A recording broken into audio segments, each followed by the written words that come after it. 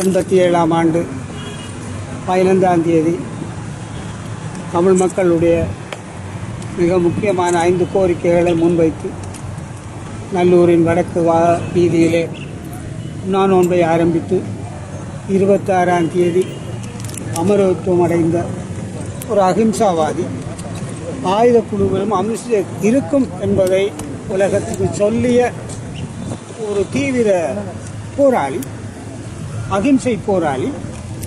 அவனுடைய நினைவு இந்த நாட்டிலே இருக்கக்கூடிய தமிழ் மக்களுக்கும் சர்வதேசத்தில் இருக்கக்கூடிய உறவுகளுக்கும் ஒரு முன் உதாரணமாக இருக்க வேண்டும் என்று நான் நம்புகிறேன்.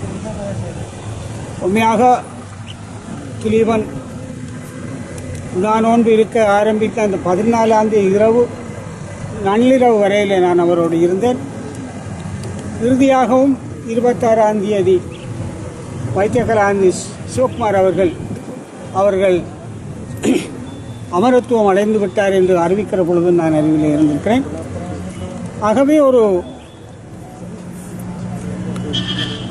ஒரு மேலான ஒரு விடுதலை இயக்கத்தினுடைய போராளியாக இருந்து கொண்டு ஆயுதமேந்திய போராட்டத்துக்கு ஊடே அகிம்சை வழியிலும் நாங்கள் போராட முடியும் என்பதை நிலைநாட்டுவதற்காக அந்த உண்ணாவிரத்தை அவன் மேற்கொண்டார். தெளிவாகவே எனக்கு சொல்லியிருந்தது, இந்த வழியையும் நாங்கள் காட்ட வேண்டும், தலைவர் அவர்களுடைய வழிகாட்டலும் அதுதான் என்று தெளிவாக சொல்லியிருந்தார். அந்த உணர்வோடு அவன் இறுதியாக அமரத்துவம் அடைந்தார். அதற்கு பின்னாலே ஏனையோருக்கு நினைவு தூவிகள் அமைக்கப்படாத நிலையில் திலீபனுக்கு நினைவு இடம் அமைக்க வேண்டும் என்ற வகையிலே நான் அப்பொழுது மாநகர ஆணையாளராக இருந்தேன். என்னுடைய பாரிய நிதி பங்களிப்பின் மூலமும் திட்டமிடல் மூலமும் இந்த தூவியை நிர்மாணிக்கப்பட்டது. உண்மையாக அந்த அவருடைய வயது ஒரு அழியாத நிலைத்து நிற்கின்ற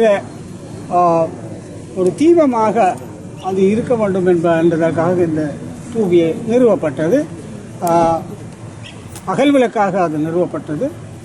நான் நினைக்கிறேன் அந்த நிகழ்வை நேராக பார்த்தவர்களிலே இப்பொழுது அதை சொல்லக்கூடிய ஒரு முக்கியமான ஒரு ஆள் தங்களுடைய கிளிநொச்சி யாழ் மாவட்ட கிளிநொச்சி பாராளுமன்ற உறுப்பினர் ஸ்ரீதரன் அவர்கள். நான் இந்த தூவியை திறந்து வைக்கிற பொழுது நேராக பார்த்தவர்களிலே ஸ்ரீதரன் ஒருவர். ஆகவே இது 88ஆம் ஆண்டு அக்டோபர் மாதம் 3ஆம் தேதி நான் சுடப்பட்டுவதற்கு முன்பதாக 5 நாள் முன்பதாக செப்டம்பர் மாதம் 28ஆம் தேதி 1988ஆம் ஆண்டு இந்த தூவி திறந்து வைக்கப்பட்டது. பின்னாலே இது இராணுவத்தினரால் அளிக்கப்பட்டது. இரண்டாவது தடவையும் 2002ஆம் ஆண்டு சமாதான நிலை ஏற்பட்ட பின்பும் நான் அப்பொழுது கூட்டுறவுத்துறையில் இருந்தேன். மீண்டும் அதை நிர்மாணித்தேன். ஆனால் அது மீண்டும் இது அளிக்கப்பட்டிருக்கிறது. ஆனால் இப்பொழுது நாங்கள் மீளவும் இதை நினைவு கூற கடமைப்பட்டிருக்கிறோம். ஆகவே இதை ஏற்பாடு செய்த ஜனநாயக போராளிகளுக்கு என்னுடைய நன்றிகள். ஒரு நல்லவன், ஒரு வீரன், ஒரு தியாகி, ஒரு அர்ப்பணிப்புள்ள போராளியினுடைய நினைவு இந்த மண்ணிலே, அவன் மரணித்த மண்ணிலே தொடர்ந்து வரலாற்றை சொல்லிக் கொண்டிருக்க வேண்டிய தேவை இருக்கிறது. இது மீழ்விக்கும் என்று நான் நம்புகிறேன். ஆனால் எனக்கு ஒரு வருத்தம் இருக்கிறது. இந்திய சமகால அரசியலில் திலீபனை தெரியாதவர்கள், பிரபாகரனை தெரியாதவர்கள், பேசாதவர்கள், அறியாதவர்கள் எல்லாம் நாங்கள் தான் வாரிசுகள் என்று பேசுகிற ஒரு துப்பாக்கிய நிலை இங்கே இருக்கிறது. அவர்களோடு பழகிய எங்களை போன்றவர்கள் நாம் அமைதியாகவே இருக்கிறோம். ஆனால் அந்த உணர்வுகள் எங்களுடைய மண்ணிலே, எங்களுடைய நெஞ்சிலே இருக்கிறது. நாங்கள் தலைவர் அவர்கள் சொன்ன போராட்ட வடிவங்களை மாற்றிக்கொண்டு வடிவங்கள் மாறலாம் என்று சொன்ன அந்த கருத்தின் அடிப்படையில் இப்பொழுது நாங்கள் ஜனநாயக வழியிலே எங்களுடைய உரிமை போராட்டத்தை முன்னெடுத்து வருகின்ற ஒரு நிலையில் இருக்கிறோம்.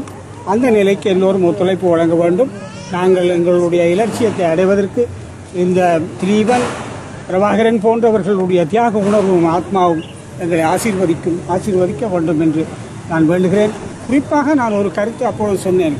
திலீபன் ஆகாயத்தில் நின்று எங்கள் விடுதலை பார்ப்பான் என்று நான் அன்றைய தினம் சொன்னேன். பார்க்கக்கூடிய நிலை வர வேண்டும் என்று பிரார்த்தித்து எனக்கு இந்த வாய்ப்பை தந்ததற்கும் இந்த ஏற்பாட்டை செய்ததற்கும் ஜனநாயக போராளிகளுக்கு மனமார்ந்த நன்றிகளையும் பாராட்டுகளையும் தெரிவித்துக் கொள்கிறேன். உங்களுடைய பணி இன்னும் தொடர வேண்டும். ஆயுதமல்ல எங்களுடைய வழியில் அமைதியான அகிம்சை ஜனநாயக வழியிலே நாங்கள் தொடர்ந்து போராட வேண்டும், விடுதலை பெற வேண்டும் என்று வாழ்த்தி பிரார்த்தித்து நான் சிறுபட வருகிறேன். நன்றி, வணக்கம்.